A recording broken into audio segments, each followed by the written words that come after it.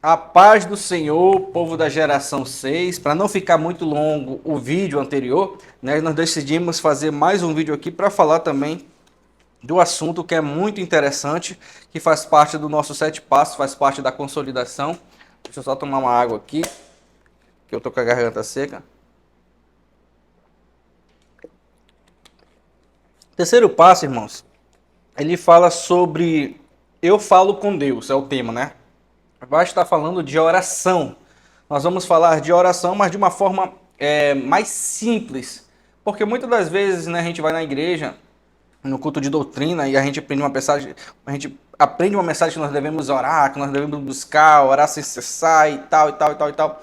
Só que aí a gente não consegue, muitas das vezes, assimilar, porque quem não tem o hábito de orar, né, ele não vai conseguir ouvir aquilo ali e saber que eu preciso de cura, eu tenho que orar.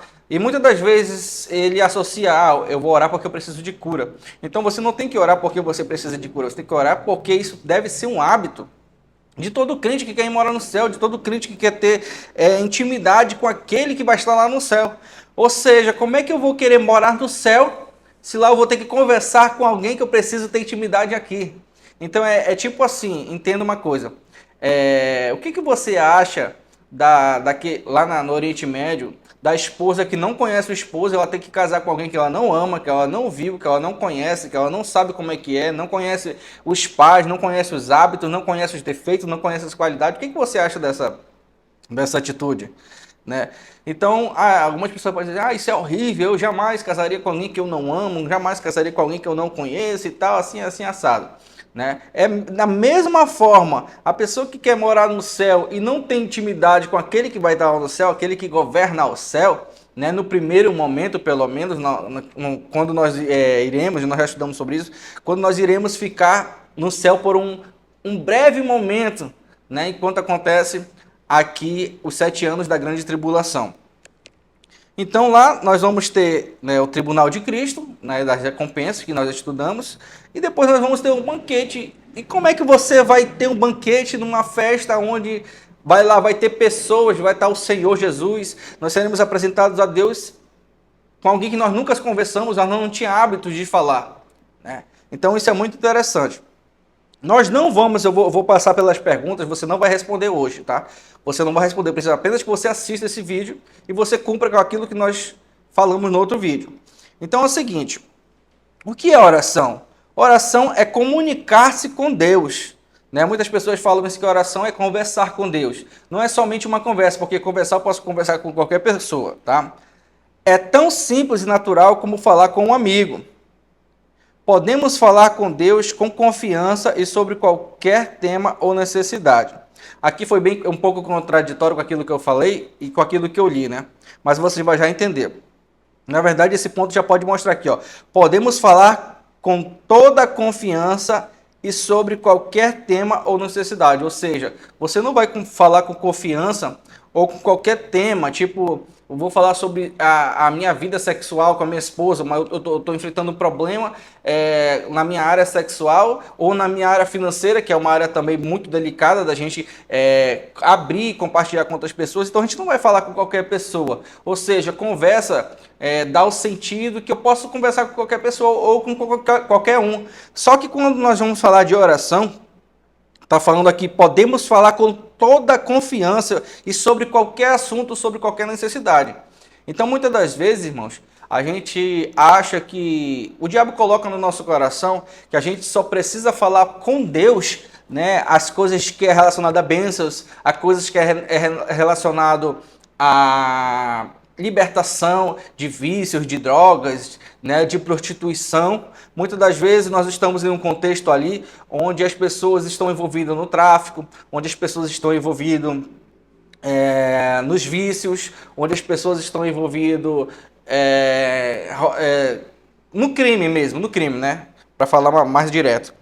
E o que acontece? A gente deixa muitas das vezes o casamento, a prostituição, a fornicação no meio dos jovens, a fornicação no meio dos adultos também, né? Tem adultos que não são casados, mas praticam o ato da fornicação. Ou seja, muitas das vezes, quando se trata desse assunto, eu vou conversar com Deus tranquilamente. Quando eu vou conversar com Deus, você sabe disso.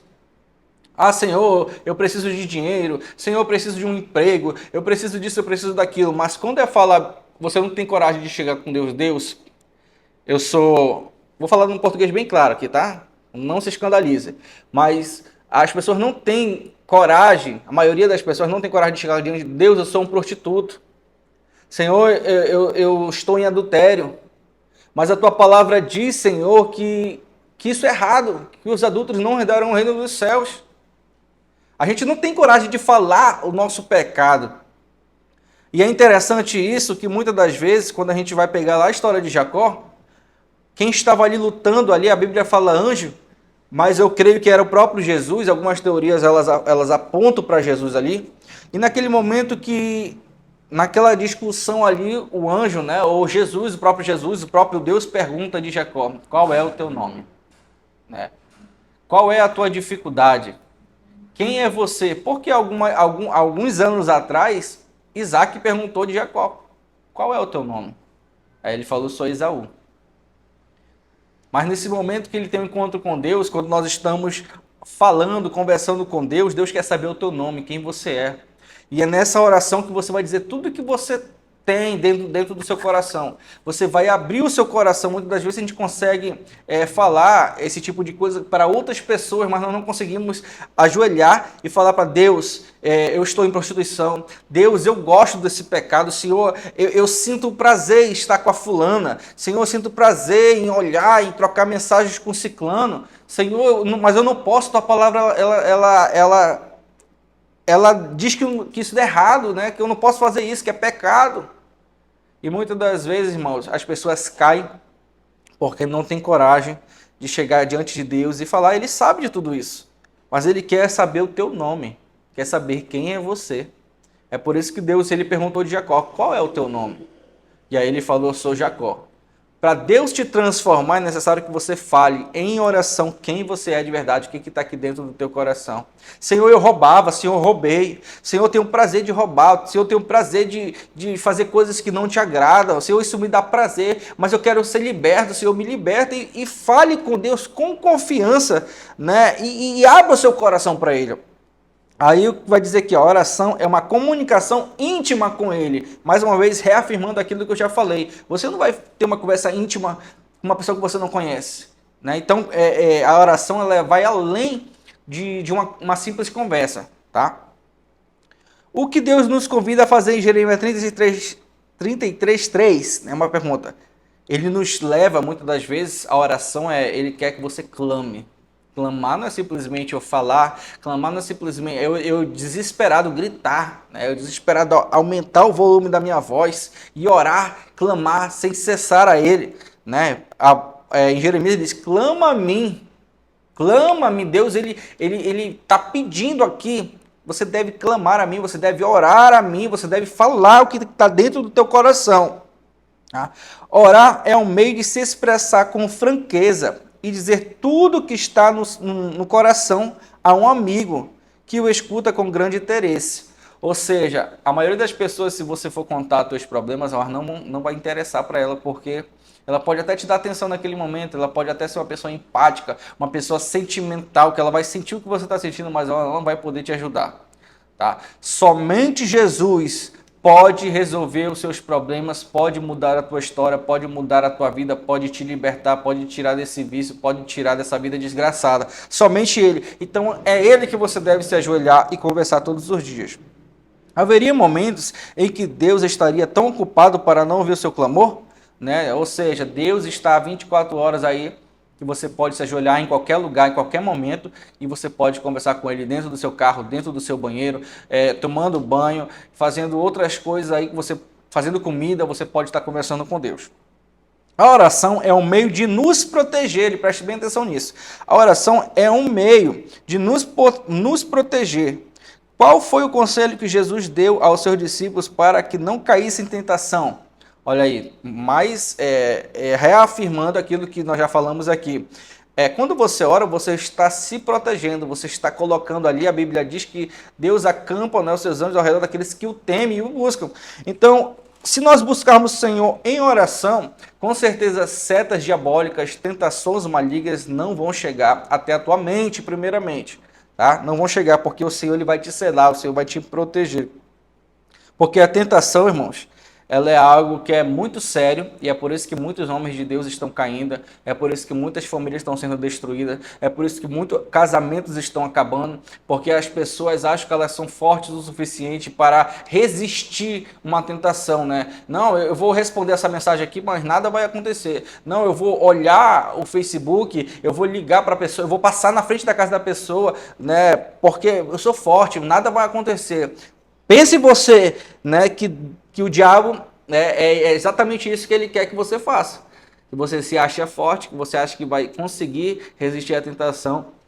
Mas a única coisa que vai fazer você suportar a tentação, a não cair, a não pecar, a não, muitas das vezes, cair no lamaçal do pecado, é que está escrito em Mateus 26, 41. Tá? Vigiai e orai para não entrais em tentação. Então, isso aí é oração, é uma forma de nos proteger. O crente que não ora, irmãos, é um crente que vai cair. O crente que não ora é um crente fraco. O crente que não ora é um crente que cai em tentação. O crente que não ora é um crente que vive, né, numa vida desgraçada, porque não está falando. Aí você fala, irmão Hudson, mas eu oro tanto, mas não consigo me libertar. Então você está orando errado. Tem alguma coisa errada, você precisa ser mais claro com Deus, você precisa ser específico, né? Realmente não falar da boca para fora, mas falar com o teu coração venha chorar diante de Deus e dizer assim, eu preciso de libertação. Que perigo nós devemos evitar na oração? Mateus capítulo 6, versículo 5, né? Eu quero ler isso aqui para a gente ficar mais claro para a gente, no livro de Mateus, Mateus 6, verso 5. Diz assim, e quando orares, não seja como os hipócritas, pois se comprazem em orar em pé nas sinagogas e nas esquinas e nas ruas para serem vistos pelos homens. Ou seja, tem pessoas que dizem que ora 5 horas por dia, tem pessoas que ora a madrugada toda, né? Então a oração, ela não deve ser dita para as pessoas. A gente não deve ser hipócrita e dizer que eu sou um homem de oração ou sou uma mulher de oração. Não, porque quando eu falo isso, eu estou trazendo ali tipo um título, né? Um título, como as pessoas dizem, eu sou dirigente de igreja, eu sou líder de célula, eu sou líder de geração, né? Colocando como se tivesse níveis acima. A gente sabe que existe níveis acima eclesiásticos, mas aí não deve ser dito através da nossa boca, isso daí deve ser dito através de nossas ações. Uma pessoa que ora, uma pessoa que tem poder, uma pessoa que ora, uma pessoa que é consagrada ao Senhor, uma pessoa que ora, uma pessoa que é forte, né? Uma pessoa que é exemplo, uma pessoa que é forte não por suas próprias forças, mas porque o Senhor é a força daquela pessoa que ora. Então não devemos ser igual os fariseus, né? Dizer que eu oro não sei quantas horas, tá? Isso daí é hipocrisia, então não faça isso.